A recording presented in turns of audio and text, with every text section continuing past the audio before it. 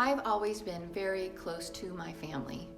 Even in college, I would count down the days until I was able to go home for the weekend or for a holiday break. And I had this calendar that would hang on my dorm wall, and at the end of every day, I would mark a giant X through the day when it was completed. Now, some days, the wait seemed really impossible to bear.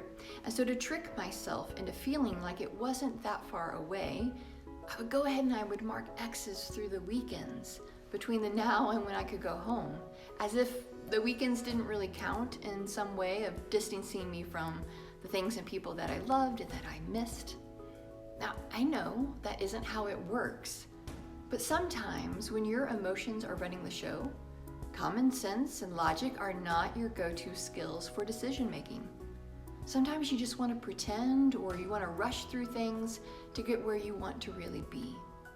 And I've been struggling with similar feelings during this time of physical distancing. I so badly want it to be over for all of us so we can be together and healthy and safe. And since late March or so, I've been kind of telling myself, well, surely this will happen, or we'll get to do this thing. And then those things come and they go, and they didn't happen. So I create the next marker. Well, surely this trip will be possible. And then yet again, it's canceled. And it's a pretty exhausting roller coaster of emotions. There is a way to be both hopeful about the future while being realistic about the present. In fact, balancing optimism and realism in hard situations is a key to surviving them. Proverbs 10:10 says that an invasive eye is a sign of trouble ahead, but an open face-to-face meeting results in peace. Now, I would prefer to evade or sidestep all the hard things in life: conflict in relationships, a loss of privileges during a pandemic, my personality quirks or issues or areas for growth. But wisdom, God's wisdom, says that evading is just kicking the can down the road. Instead, wisdom invites us to lean into the present no matter how hard it is. Peace is found in the face-to-face meeting.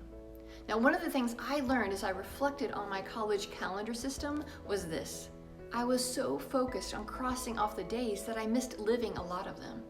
I was so focused on what I wanted in the future that I missed the gifts of the present. So let's not evade the season we're in. Let's not cross through the days just to get to the future. Instead, let's meet the challenges of today face to face, making space for God to grow us, to do new things in us and through us, and to show all that God is not limited by our methods to accomplish God's mission.